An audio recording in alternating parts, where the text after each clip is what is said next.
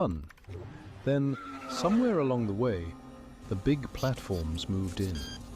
Last year, $200 billion flowed upwards, away from the people who actually play. This year, they take it back. YOM, where players play games straight from your PC, not a data center in Virginia. Meet Tyler Pemberton. Yes, this looks dramatic, but he's perfectly fine. Tyler's offline. His PC isn't. 47 players streaming from his GPU right now. Even AFK, Tyler's rig is pulling its weight. He's making money in his sleep. Maybe this is what happens when gamers finally take control of their own world. Turn your idle GPU into passive income. YOM.net. Eat, sleep, earn, repeat.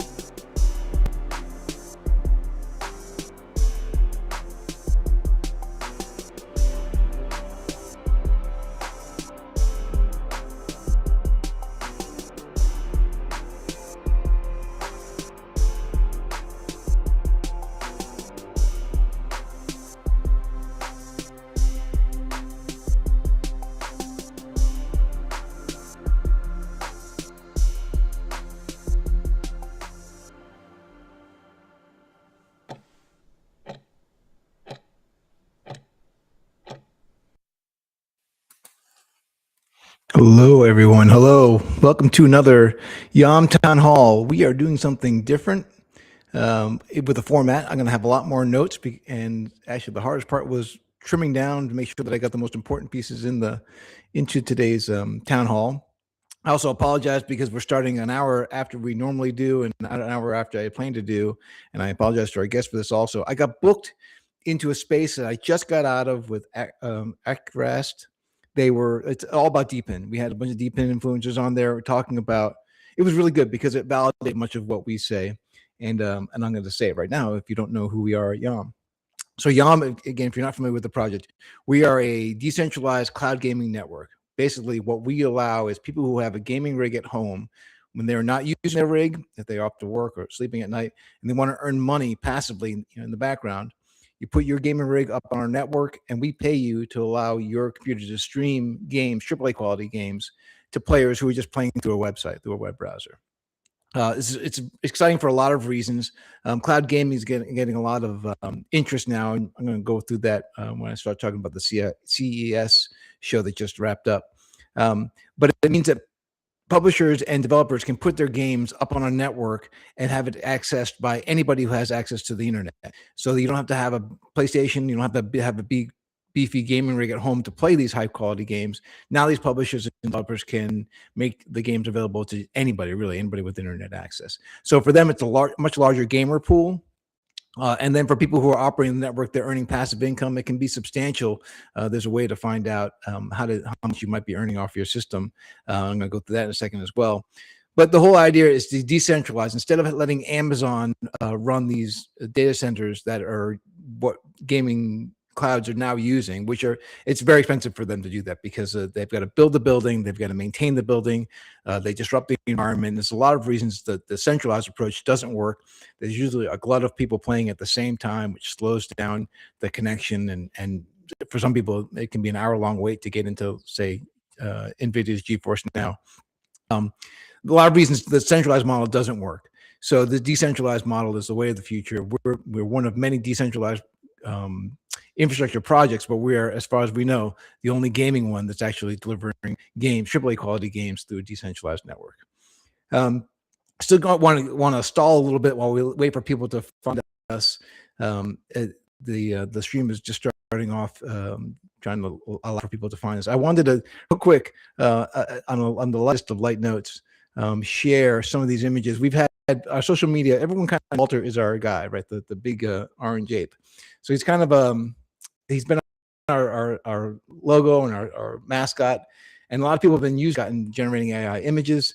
I wanted to go through some of them. I want to kind of point out, by the way, Walter is a gorilla, not a chimpanzee. He's got rust-colored fur. He wears blue round tinted sunglasses, jeans, and a white T-shirt. So if you're just deciding to go out there and generate some images of Walter, we appreciate it. I just want to try to give you the guidelines. This comes very, very close, but looks more orangutan than gorilla. I'm not going to pick nits. I'm sure it's just the AI that misunderstood. Again, pretty close. The part in the middle kind of threw me off, but still a pretty good image of Walter out in the woods. I think was the best for this week. This was maybe the best one that was generated by somebody out in the community. I think going forward, I'll bring these images up and I'll probably try to award some XP for the best computer generated image of Walter each week, and we'll see if we can't drop some XP into your wallet if you're part of that community that's shooting for XP. The other thing I wanted to kind of open up to everybody, we're using the catchphrase eat, sleep, earn, repeat. Not eat, sleep, ear, repeat, though this is very close. It made me laugh a little bit, and then I'm thinking maybe we could see what other variations of eat, sleep, earn, repeat can be generated just by changing a single letter, either taking a letter out or maybe just changing a single word, but still make it sound like eat, sleep, earn, repeat. So the community can take that up as a challenge. The best version of eat, sleep, earn, repeat, that's not eat, sleep, earn, repeat, but very close to it, we'll give some XP to that group as well.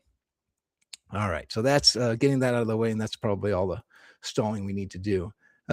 Let's get into some of the updates from the community.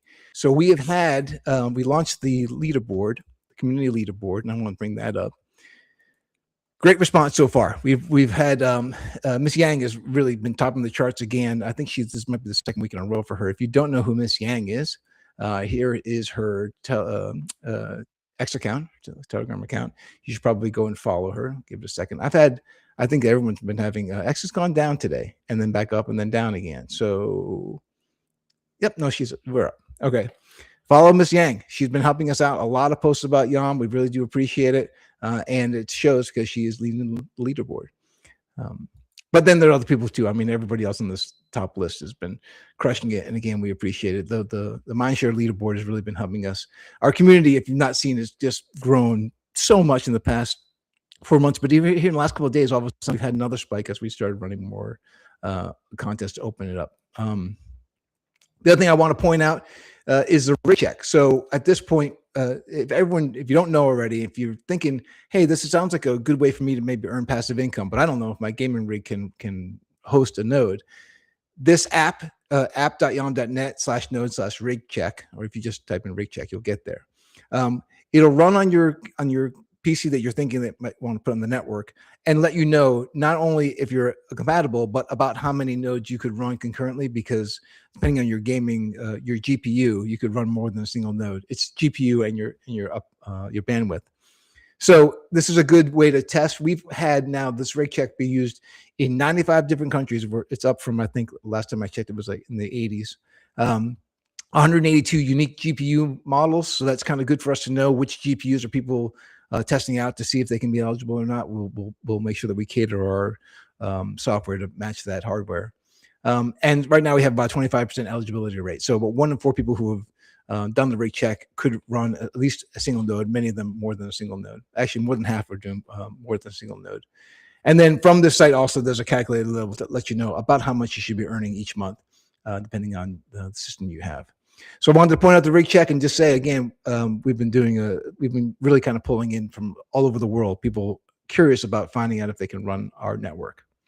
The last thing I wanted to point out in this quick section is, boy, our mods have been doing a stellar job. I don't think that I don't think it's given that mods in the community have given enough credit. Oftentimes they seem like they're overlooked or they get blasted because somebody in the community is unhappy and they have to feel those unpleased community members. But our mods have been crushing it, and I want to say publicly a real thanks to all of them.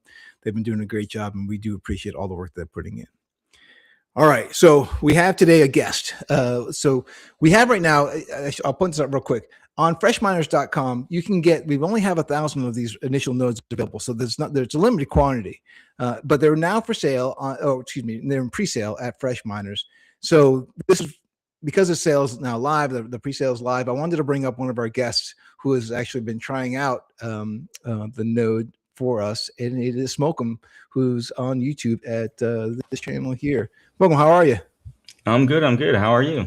Very, very good. I'm not sure if I'm still sharing that screen. No, I'm not. So your channel is here. Let me bring it up so everyone can find you on YouTube. Um, there you go. And you've been at this game for how long? I think I've been making content on YouTube around cryptocurrency for around 4 years now. I did make my first YouTube videos when I was 12, but we're not going to talk about those, and don't go looking for them. Okay. Well, what got you into the crypto space, and how did you even why'd you make the jump, I guess, into crypto YouTube videos? It's actually a pretty funny story. So when I was way younger and Bitcoin was $132 per coin, I had a friend that wanted, I believe, what was one of the first ant miners for his birthday when I wanted a PS3. And eventually he got that ant miner. And one day I got a gaming PC, and he comes over and he's like, well, let me install this thing on your computer. You can actually make some passive income from it. There's this thing called Bitcoin. And I'm still young. I'm in my early teens, but I've got a gaming computer with this exact GPU in it, a GTX 660 Ti, which at the time was a pretty good card. Nowadays, can't do much with it. And so he installs a Bitcoin miner on my computer, orients it towards a pool, and it starts mining Bitcoin. One thing I realized pretty quickly is that I can't play Call of Duty while I'm mining Bitcoin.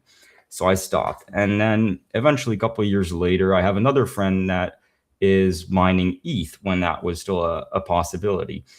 And so I decided to get a couple of GPUs and start mining ETH, but the GPU market was going kind of crazy. So it was really hard to get your hands on these.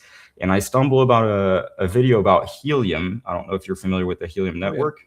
From I believe it was Vosk coin.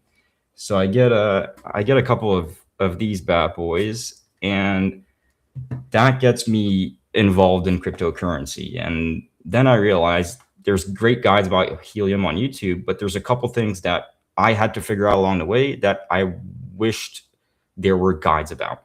And so I decided to start doing that. And eventually it just worked out. People were interested in these things, and I decided to keep going. And you've been focused on passive income the entire time, or is it just something that is more recent? So I tend to stay away from trading. I feel like passive income is really the way to do it, simply because, so like Maslow's pyramid, where you have like your basic things like shelter, food, all that, and then eventually it moves up. Once you can cover those needs, you can go into like self-fulfillment, finding a partner, et cetera, et cetera. Well, my belief is that if you can get those basic needs covered by passive income, then you're getting less stressed in your life, and you can essentially go and pursue those higher stages of that pyramid. Oh, nice. I like that. I like that plays into a larger life philosophy. So, and I'm just getting out of the spaces I was just in. We were talking about the power of decentralized infrastructure in the passive income space. Well, I don't know how much you've heard our broadcast, but we talk about it a fair amount. That in the cloud gaming space, the people who rule the roost are the Amazons and the large central data systems, which are expensive and they're disruptive to environments. And the idea that when it was first explained to me what we could be building with YOM, 2 years ago, the idea that we could put income into local communities by giving income to just individuals at home just really tickled me, because it takes money away from the Jeff Bezos and puts it into the hands of local communities. So has that story rang to you? Have you got that part of the messaging from us? Yes, there's that, and there's multiple other factors that interest me with YOM. I was playing Arc Raiders, I think 2 days ago, with a guy I met on the game, and I said, okay, look, I've had this town hall with YOM in a couple days. This is what they do. Have you ever tried any cloud gaming? And he said, yes, I tried GeForce Now, but the ping's way too high to play any shooter, so it's not for me. And I explained, well, with YOM, you can actually get way lower ping because it's going to find a node. It's going to find a gaming PC that's way closer to you compared to like an Amazon server, where sure you might get the FPS, But if there's high ping, you're not playing any shooters. You're not playing most games. So yeah.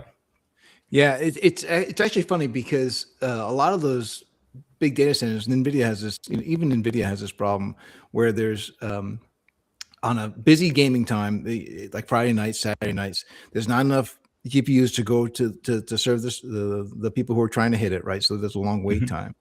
And then, as you're saying, that the ping can be really, really bad. The Amazon servers, they're really not necessarily gaming rigs, right? They're giving whatever GPU is available, and sometimes they are, and sometimes they aren't. But they're not as optimized as a person's gaming rig at home. Right? That's kind of the beauty of our system.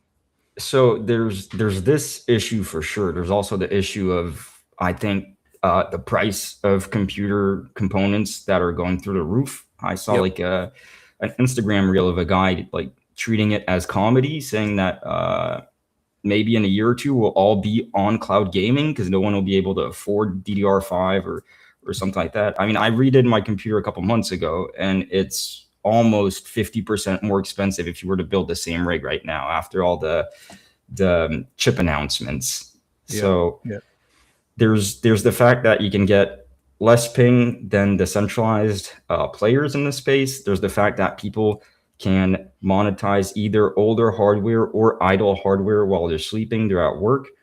And there's the fact of like, well, I don't want to spend $4,000 on a gaming computer to play the latest game. Yeah. So I also lean into this is just me because I'm not sure if I was clear. My background is I've been making games for about 25 years. I was actually an artist and an animator at the very beginning for about 7 years. So back on the GameCube and PlayStation 2, I've got some titles that launched on those. okay. And I always got excited by games that had a really quirky game mechanic. Like I mean, I played Half-Life and I played Call of Duty and I played some of the Resident Evil, all the ones that everyone knows. But then I played a lot of titles that were just like, who else is going to play it except for me, because I liked the way the art looked or the gameplay looked kind of quirky to me. But I think in the last 10 years, we've seen gaming studios get more and more hesitant to try something new, because the cost of building a game, but the cost of failure is so much, right? You've got a much larger staff than you used to have. And people aren't as experimental as they used to be. So they don't take chances anymore. Instead, they just make another sequel to the game that people have already played. And what I like to think is that when you have a system as inexpensive as ours is, like it's when I say cheaper than the central server, it's 95% cheaper for a publisher to put the game on our network than on Amazon. So it opens the doors wide open. That means all those quirky, smaller studios who have got a really cool mechanic, but they're going to get overlooked by the top 10 list on Steam. We give them a home that's almost like a YouTube, right? They can just put their quirky game up, put this first level up, and see if people catch on to it, because it's not expensive to do. And all of a sudden, there's a new game mechanic. So for the industry as a whole, I think we unlock a wave of creativity that hasn't been seen before. Yes, that's definitely for sure. When you said pretty much make games that were like copy paste year over year, EA first comes to mind. With all the sports series, obviously, it's very true. I think there's not many studios that are willing to risk innovation in gaming, and the thing is, when they do, some of them actually make great hits. I mean, we've had what is it, Silk Song, Balatro, obviously Arc Raiders went totally insane, whereas games like Battlefield 6, for which I was super excited about, already lost like 85% of their player base after a couple months, just because they're not innovating. Sure, the graphics look a bit better, but at the end of the day, it's still the same game, because it is the safe play for a game that you're going to sell for $80. And then you have these either people that are leaving these game studios to focus on ideas that they actually want to make and take a little bit of risk, and then they can make something that is just totally awesome that everybody wants to play, and they hardly need any marketing, because it goes like, how do you say it, ear to mouth, mouth to ear, essentially, like word of mouth. Word of mouth is what happens. And I think that's a great idea, to be able to essentially give people access to gaming, and give publishers access to a tool that can put their game in front of a bigger audience and facilitate like people onboarding onto the game. Yeah. You said something, and I was gonna riff on it. for a second there, and I forgot what it was you said, but it really just kind of leads more to the I want to see a creativity explosion in gaming like you can't even imagine, because I remember back in those early days when it wasn't hard for a game publisher to or developer to come up with a new idea and give it a try and see how it went. I was a huge fan of Katamari Damacy. If you've ever played that game, it's on PlayStation 2, I think. And it's just a ball that you rolled around, and it would just pick up more stuff as you rolled over. It would pick it up, and your ball would get bigger and bigger. And the whole idea was to roll up the entire planet and constellations. But again, only by taking a real risk was that game ever see the light of day. And in this market, you probably almost would never see something like that get out there. I mean, games are expensive to produce. We see it with GTA. I'm GTA 6. I'm not exactly sure how many billions it is now. But yeah, unfortunately, the people, let's say corporate, that own some studios are not willing to take risks anymore. So it's sad, because when some do, they can make great stuff. I mean, Expedition 33 blew up Right. entirely. I know what I was going to say now. You were talking about the when these people leave a studio and they form their own studio, and my career has been really fortunate. I've worked with some of the most amazing creative people, not just the animators and artists, but the programmers that I work with, all super creative people, the game designers. But when they're told to just, there are two ways that teams get formed. One way is, hey guys, I've got this document, you guys can follow it to the letter and just do what I've just told you, because that's what we sold the last time. And then the other studios or other game projects where it's like, hey, whatever idea you have to make this better, bring it up in the next meeting or give it a try. And people would spend, I had programmers and artists and designers who would spend like their own off hours, just noodling on an idea, bring it up in front of us and be like, okay, well, we have to put that in the game now. It's just too cool not to. Right? And those end up being the better games. When the team has the ability to riff, right, and be experimental and be creative, it's a much better experience for the player than it is when it's just like, follow what we said because it worked the last time. I think definitely always is. I mean, there are some games that I've played that I didn't believe I would enjoy just because they were out of the like competitive shooter genre, and I'm more like attracted to those. But there's definitely some things that were not made by big studios that I've actually enjoyed way more. Like some crazy games like It Takes Two, Split Fiction. That studio did an amazing job on those. And it's just super creative games that I don't think a big studio would have given them like the freedom to actually build what they wanted to build. Yeah, absolutely. Well, cool, man. It's been great meeting you. I appreciate that you getting so real quick. How's it been so far with the YOM Nano? How's it working out for you so far? I know you've been on you've been with Rohan, just kind of shooting some stuff that your system might not be ready for. This is part of the reason why we do this alpha series, is that we can get back from people. Hey, if you've got this kind of configuration, we're going to need to update this driver, that kind of thing. Is that kind of what's going on? A little bit. I mean, right now it's running actually like in front of my feet. I actually have a picture. Give me one sec.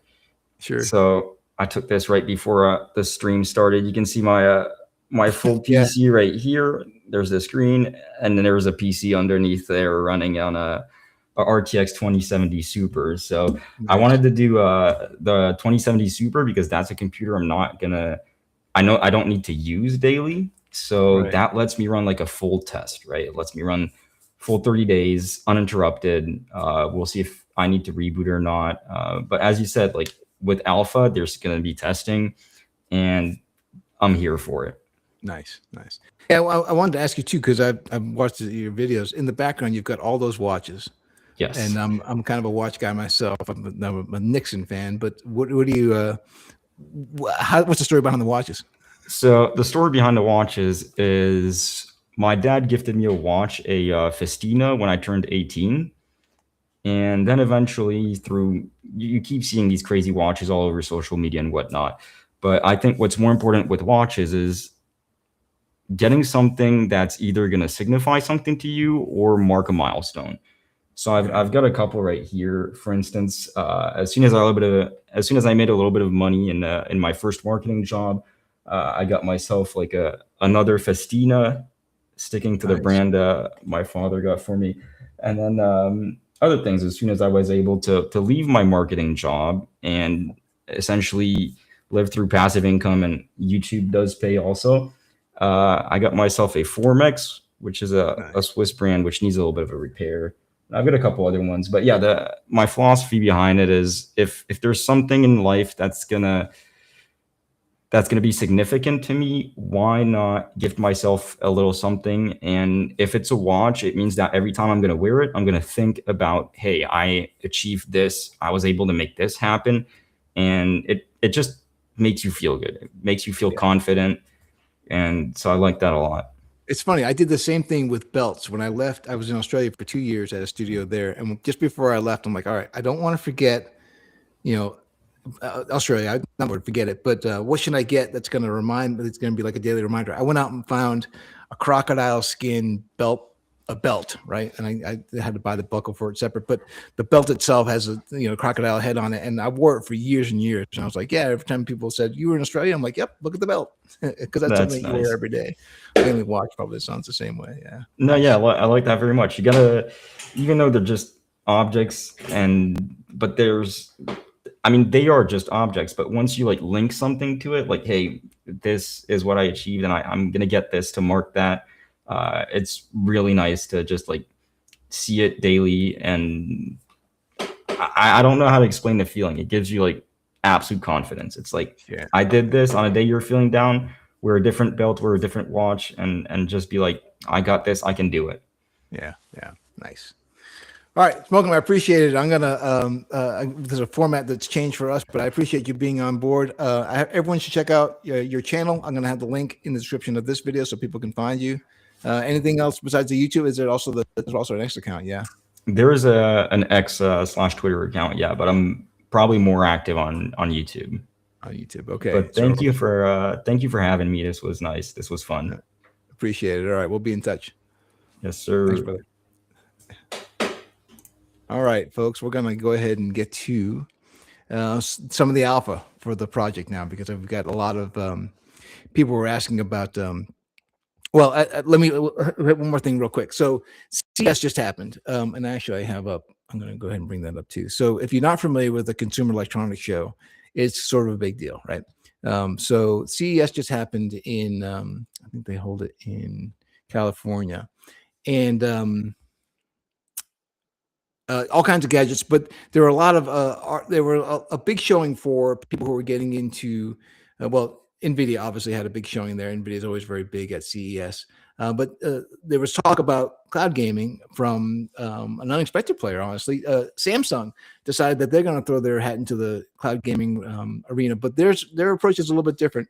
What they're talking about is, hey, we want to enable cloud gaming for mobile games.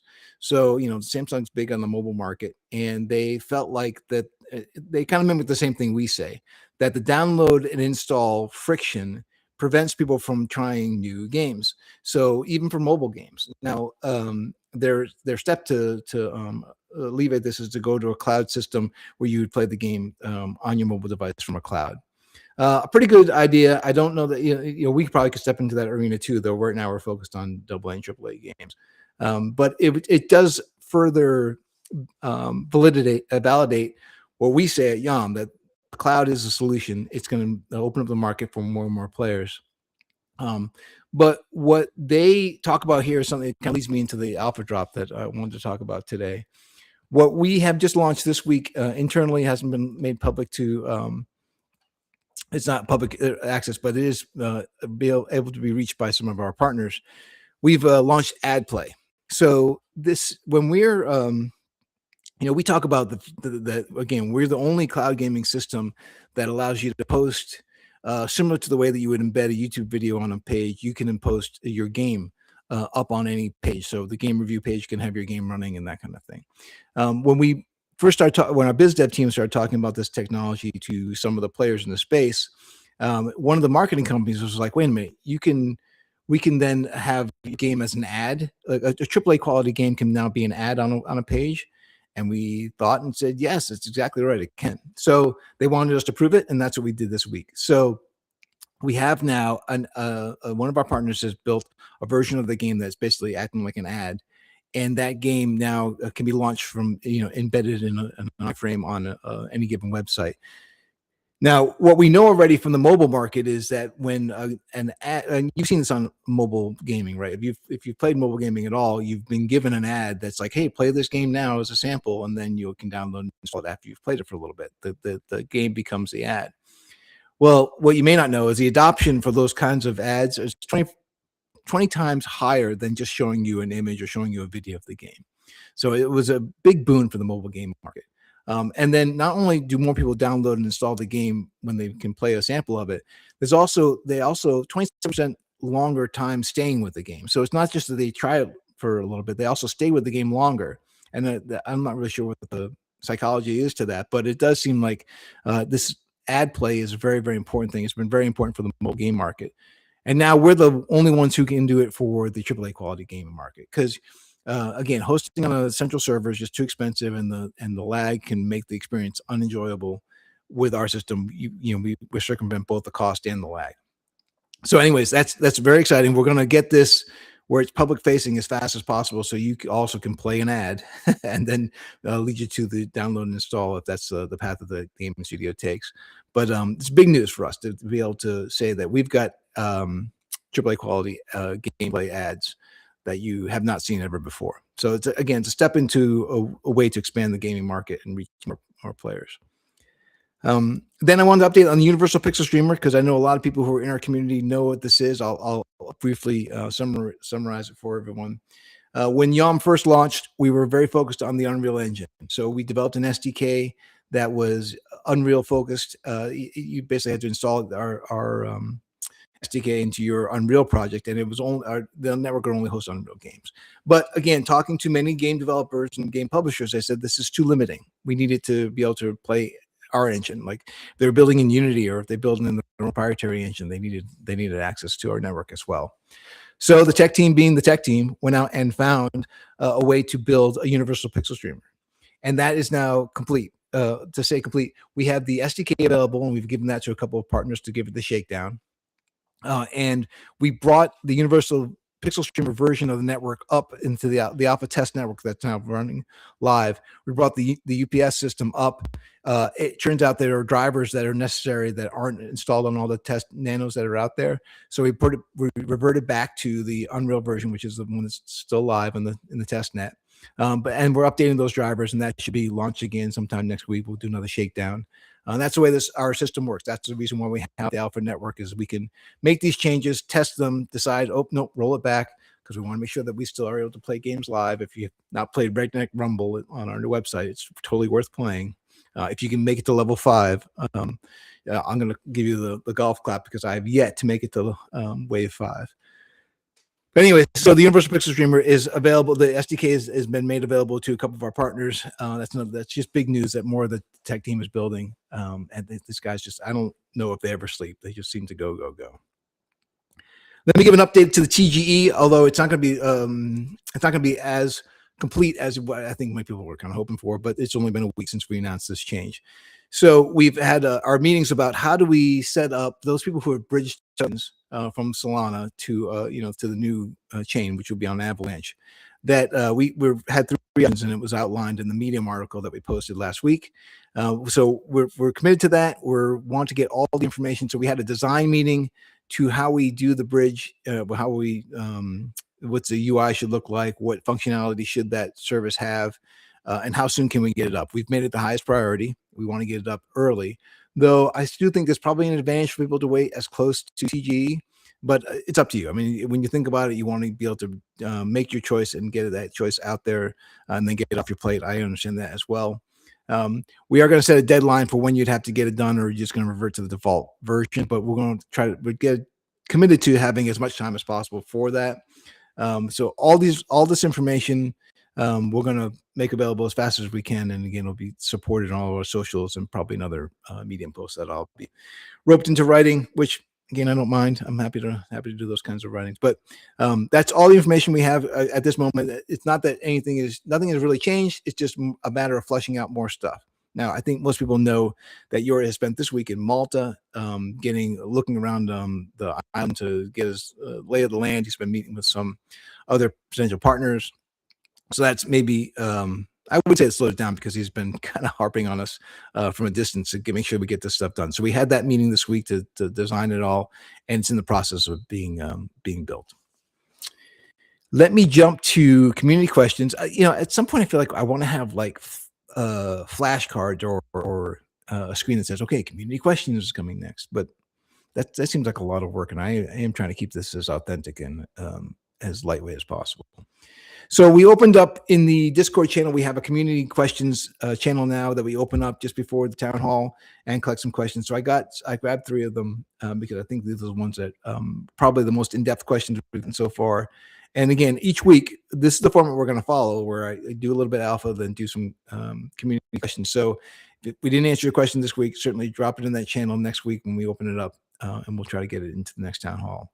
So first question, what does the YOM team see as the top 3 benefits to investors about the new tokenomics? There are some benefits. I think mostly it's just the idea that we're going to have so much more exposure when we go to this tier 1 centralized exchange, which I'm not can't mention, that we're in conversations with. I think it's just the visibility is a huge thing, right? And we should have a lot more access to traders. Now, this is not financial advice. I'll put that out there right away, because that may mean, that can mean many things, I guess, if we get a lot more people looking at it. But it's big for just more access. And then it adds to the visibility of the project entirely, which helps us when we go talking to game publishers and game developers. Those who are in the Web3 space, certainly, they pay attention to the idea that, oh no, we're listed on the top tier exchange. The ones who are traditional gaming companies, they probably won't know one way or the other, but that, having that access and having the backing of Avalanche is going to be another important piece. So I would say the visibility for the token and for the project are the 2 big ones that I would say the benefits for investors. But again, I'm not giving financial advice. You should do due diligence. In the places I just got out of, they talked a lot about, boy, there's been a lot of deep in projects that fired up a lot of excitement and then fizzled out. Most of the people who are on that panel agreed with what we've said, and that is a lot of these deep in projects, they created some great technology and then went looking for a market. We went the opposite direction. We knew the market was there. Cloud gaming is the solution for the gaming industry. So how did we tap into that with a decentralized network? Our approach was different.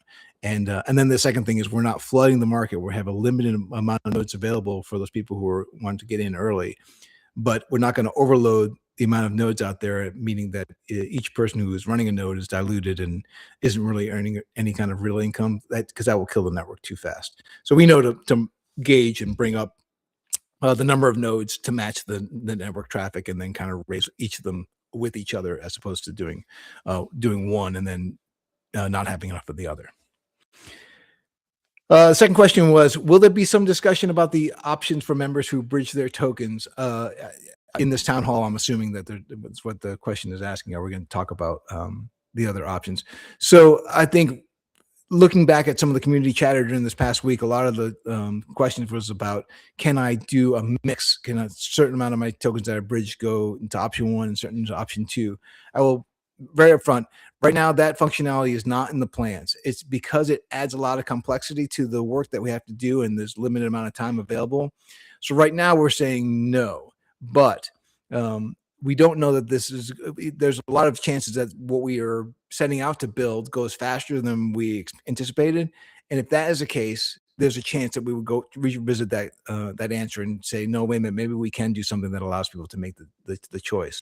But we want to be, we want to build it, we want to test it, and we don't want to add risk, but we don't have to add risk. People who know me know my background is in game production, and managing risk that usually fell on my shoulders. And I was a guy who had to say no more than a few times about an idea that would be great if you could do it. I mean, in an ideal world, you get both all the time, but we don't ever live in an ideal world. And if it's a matter of giving the ideal but having it be buggy, I'm always going to go with no, make it solid, especially when it comes to financial matters. Make it solid first, and then if there's time to expand, then you expand.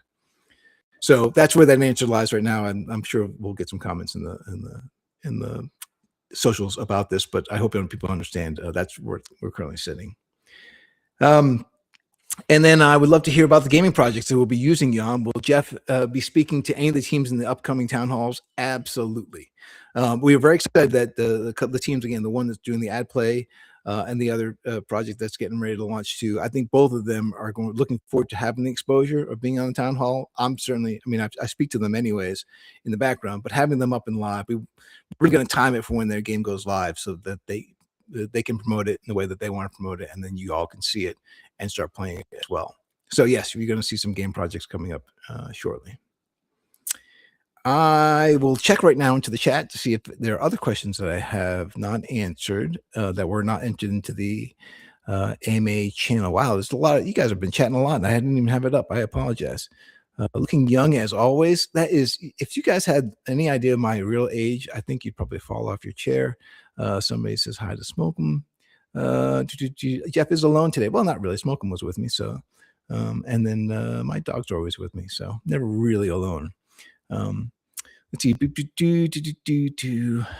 More.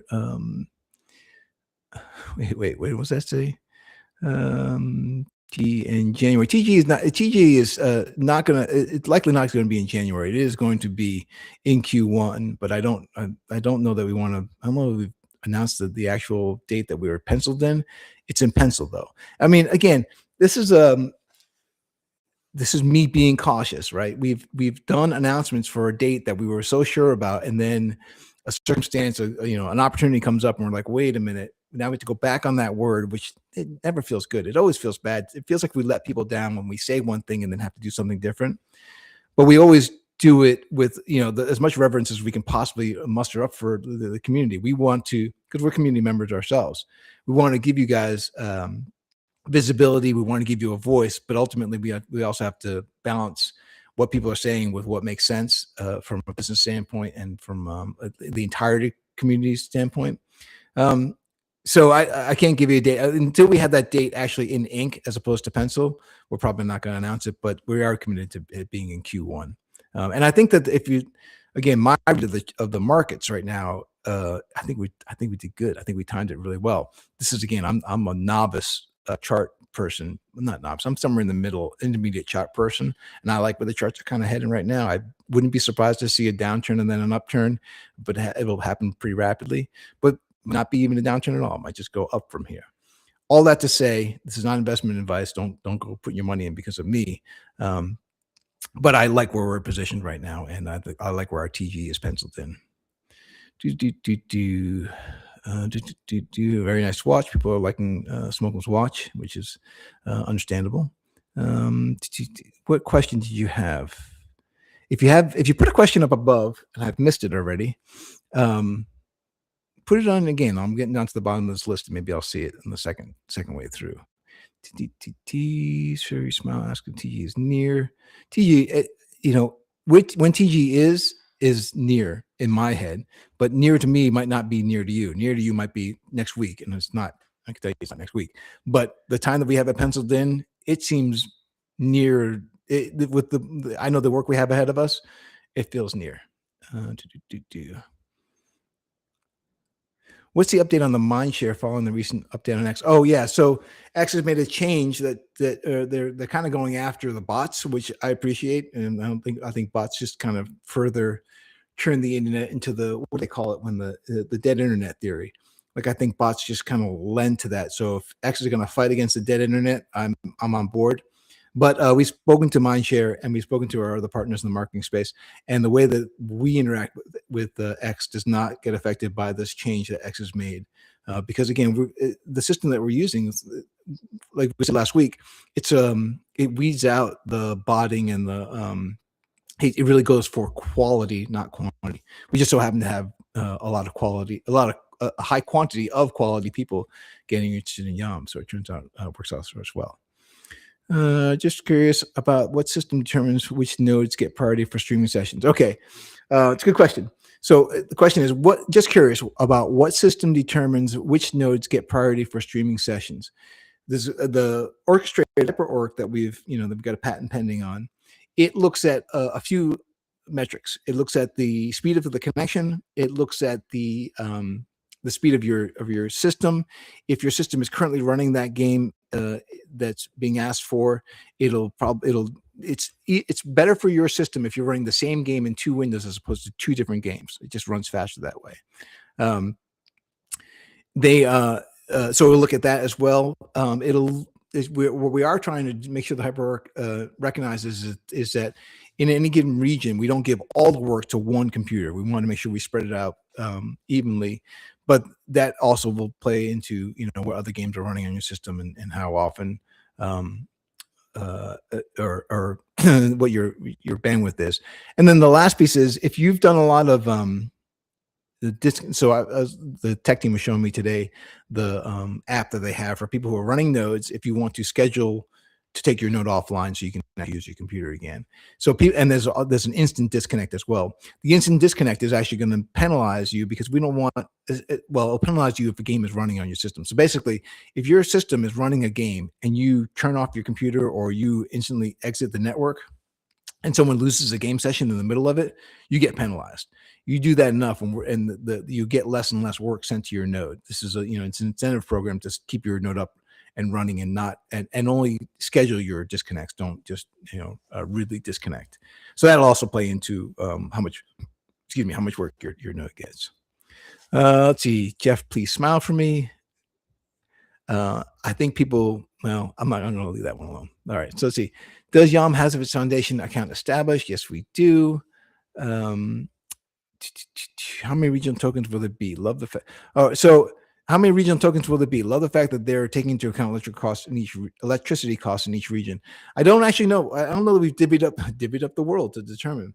I think we'll probably do it in waves. We'll take we'll do 5 regions at first, or maybe 4 regions at first. Depending on or it's really going to amount to wherever the energy costs are the most divergent, right? If there's a massive difference between 2 regions, we should divide those regions up. But if these 3 regions all have about the same energy cost, we'll probably keep them together, and it won't be so geographical. It'll likely be more economical as we divvy up the worlds into different regions. That to me makes the most sense. We wouldn't want to do it just because they're different continents, or different countries. If it's 2 countries close by to each other have the same electrical costs, and they'll stay in the same region. That makes the most sense to me. I think I got to the bottom of all the questions. This is a new format where we're going to bring up a guest, and we're also going to talk about the things that we've built. We'll take a look at the industry and what the industry is doing.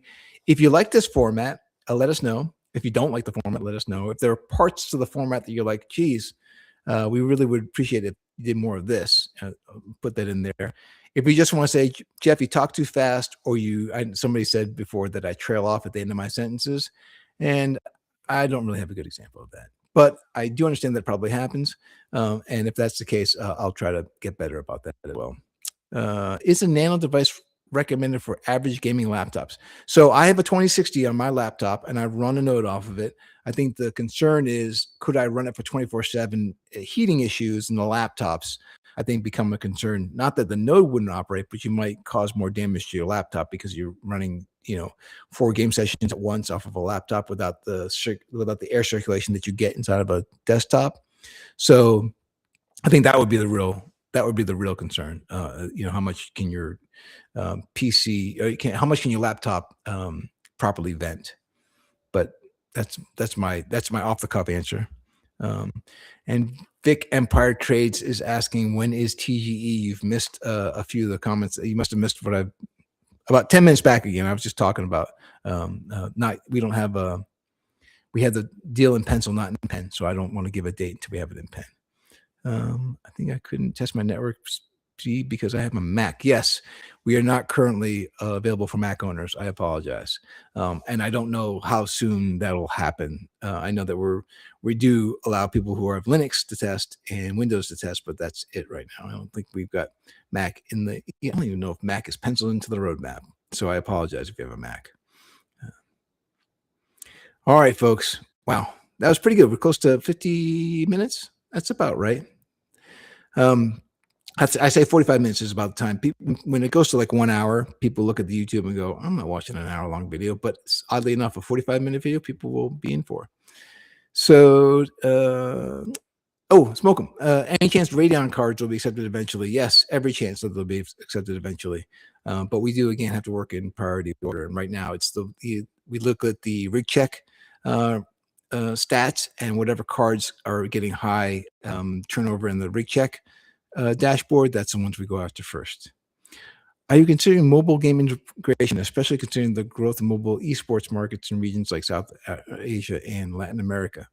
So are we considering mobile game integration? Yes, we're considering it, but the market that we're most interested in, again, is a AAA gaming market. Most people's mobile phones can handle the mobile games. That's the mobile gaming industry kind of knows what mobile phones are out there and caters their work to that. But the idea of being able to play a game that generally runs on a gaming PC, but on your mobile phone, is really what we're going after. So when we say you can run these AAA quality games through any website inside of social media like Telegram and Discord, pretty much anywhere you can post a YouTube video, you can now play a game. That includes your mobile phone. So you can play these AAA quality games on your mobile phone because you've got internet access to your mobile phone. Right. Okay. So you need Windows, not just to run the rig check, but you need Windows or Linux to operate a node. That is the case. Yes, that's true. Fantastic. All right. So again, if you haven't checked out the rig check site, please do. I'm sorry, I'm reading Soul's comment. Playing on Discord is a game changer. Yep, exactly right. That's why we're going after. That's why we did the format that we're doing, and this is why I think we outpace every other centralized cloud gaming network or portal.